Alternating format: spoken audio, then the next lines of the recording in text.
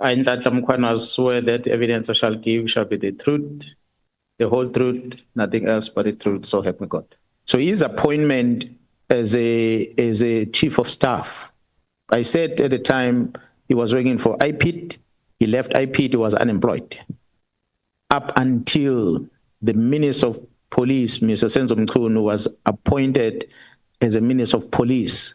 That is when he invited Gabind to come and join him to work with him as a chief of staff. That was the first time Gabind got to be employed, literally basically moving from a very junior rank that he was holding in the police to a chief director position that he ended up occupying, which he occupies now, a chief director in the office of the minister. So that's why I said earlier, when he received the phone call from the minister asking him to become a chief of staff, he had no clue what is a chief of staff. He phoned me to ask me, what do chief of staffs do? Because the only thing Gabind knew is a case docket, because he was just an investigator. That's all he knew. So when he's invited to become a chief of staff was a shocker to him, but I ended up telling him about the amount of money is going to be paid when he gets to that position. Obviously, I did not know about other qualifications I didn't need to have, but he was appointed.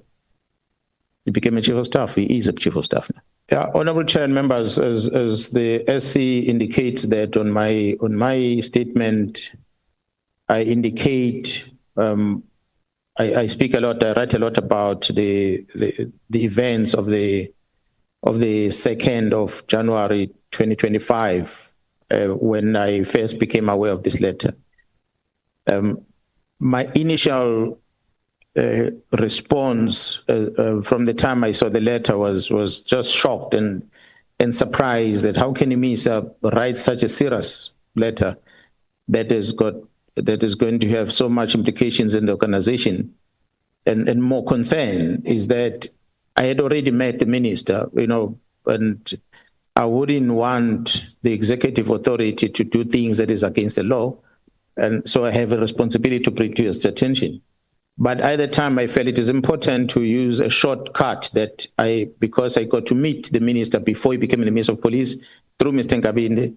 I know Mr. Gabind is the office of the minister. He had asked me what chiefs of staff does. So upon seeing this letter, he was the first person I called, because I believe that there cannot be any document going to the minister for signature without his knowledge. So I called him. I said, Gabind, the minister signed a letter that says the following. Are you aware of this letter? And his response was, yes, I am aware of the letter. But according to him, the letter was going back and forth by whoever between the minister, whoever was drafting the letter and the minister. That made me believe that the minister is not the author. Someone else prepared this letter for the minister. And the minister signed it. Because Ngabinde's response to me was, after the letter was signed, after it going back and forth, then he was pressured to make sure this letter is delivered at the Office of the National Commission on the 31st. So, and hence the letter was delivered. So this was from his words that made me believe that there's someone somewhere who influences the minister to do this. I think they will give in the minister wrong advice. I wanted to correct that. That's why I felt it's important for me to plead with Mr. Gabind that, can you, Mr. Gabind, if you are coming down to KZN, you must arrange a meeting between myself, you, and the minister so we can sit down and talk about the implications of this. Because if the minister will have a letter like this that says we are disestablishing a team, there's consequences that's going to come as a result. And one of the consequences is that the minister might be seen to be defeating the ends of justice, because we're literally saying that the investigations that are currently underway must stop immediately. And that is going to have serious consequences of the minister. So I wouldn't want the minister to get to this, because I saw a risk that the minister is going to be held liable for this decision. So I wanted to address it with the minister and give him advice, using Gabind as a person that I know is close to the minister, and I got to see the minister for the first time through him. But unfortunately, it did not happen. So just to summarize, is it Gabind who told you that the minister was in fact not the author of this letter? As his words, when he said this letter has been going back and forth, but he did not say who is the author. When he said he's been going back and forth, being corrected, and after that, he was pressured to make sure the letter is submitted. From there, I concluded that someone else was behind this letter.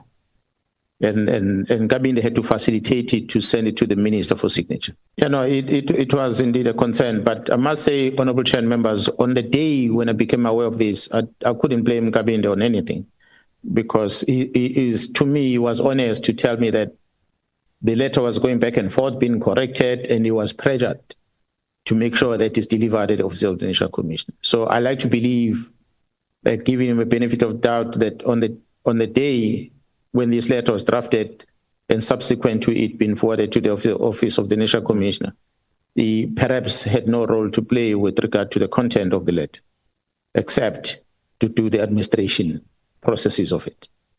The problem then came on the following day. When the following day, this letter, or the content of my engagement with him, appeared in the social media somewhere, that I threatened the Minister of Police with arrest and so forth, because I had said that if this is going to be implemented like this, the minister will be accused of crime, and that might end up bad to us, a minister. So let's fix this. That was the exact same day when this letter was leaked. So unfortunately, the following day after talking to Mr. Gabind, the conversation between me and him was twisted somehow in the social media, but it landed in the social media. So then we had a conversation the following day where he said to me, he believes his phone was somehow been tapped by someone was listening to our conversation and so forth. He did not share the conversation with anyone. So that's when I started asking myself questions about Gabind himself.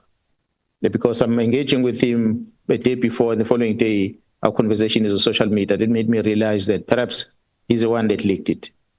Honorable Chair and members, I then am not going to talk much about what I became aware of most recently, that indeed Gabind was instructed to record me at the time. Instructed to record the conversation between me and him. So it means when I was talking to him, I was recording, and he would have shared that recording to someone. That's why that recording ended up in the social media the following day. But it was no mistake. Can we just clarify this? You don't have copies of what was on social media? No, I don't have it with me, but I can try and trace it. But there were a lot of, at the time, there were a lot of communication that was out there on the social media. But I can try and see if I can recite. But I don't have anything with me here. Yeah, because what I think we would also like to know is whether what appeared on social media, is it actually exactly the same as what was recorded in your conversation with him allegedly?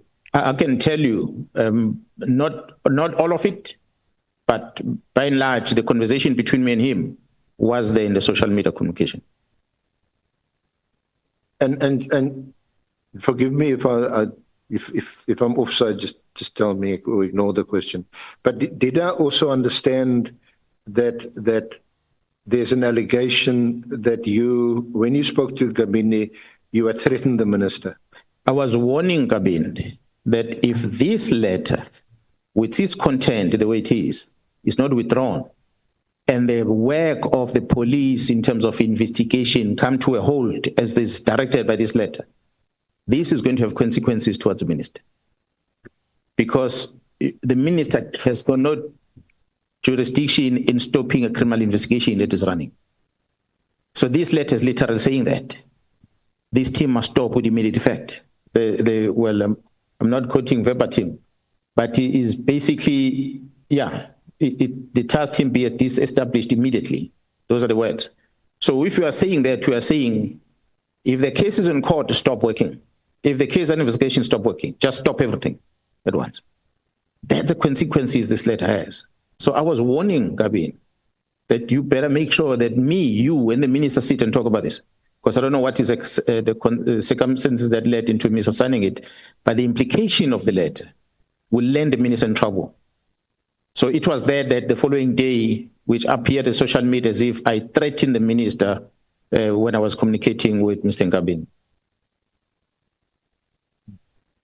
So did you see either the whole or part of your discussion on social media yourself, or was this reported to you by someone that what is this that appeared on social media, and you then saw it?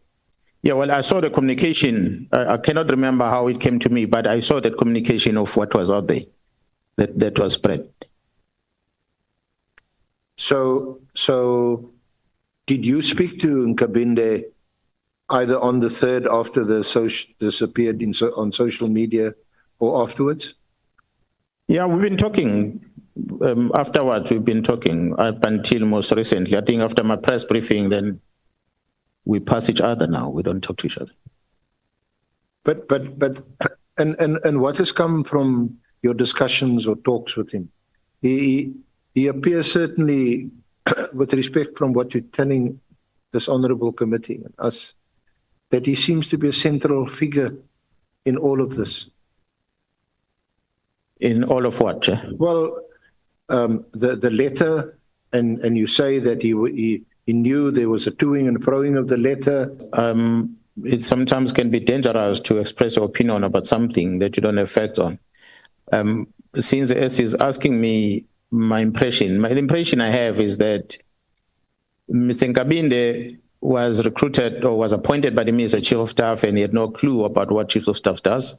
So he had to adjust in the office. He had to learn as he was going. That's why I know that the other former Chief of Staff at the office of the Minister can come here and testify that he also phoned him and seek advice as to what does Chief of Staff do.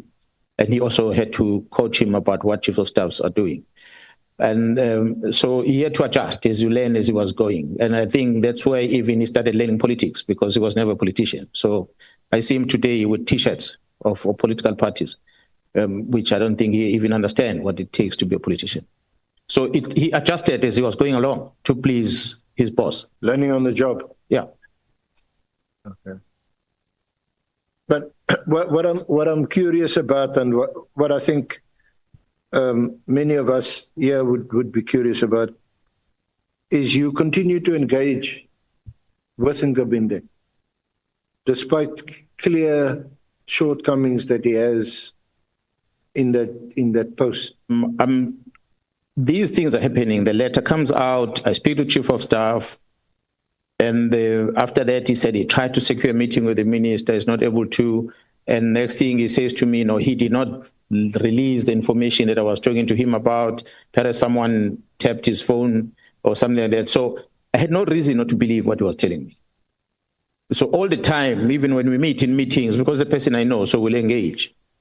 As the time went by in this first 6 months of the year, I started gaining more information about his role that he plays in some of the meetings, how vocal he becomes in some of the meetings, and which was strange to me but he's got no role there. How does he become this vocal? So slowly then I started monitoring his social media and then WhatsApp status. Then I started realizing he's no longer the man that I knew he was, because as I say, he's now a politician. He talks about politics and he displays T-shirts of political parties, rallies and all those things, which is now away from what the Chief of Staff is supposed to do.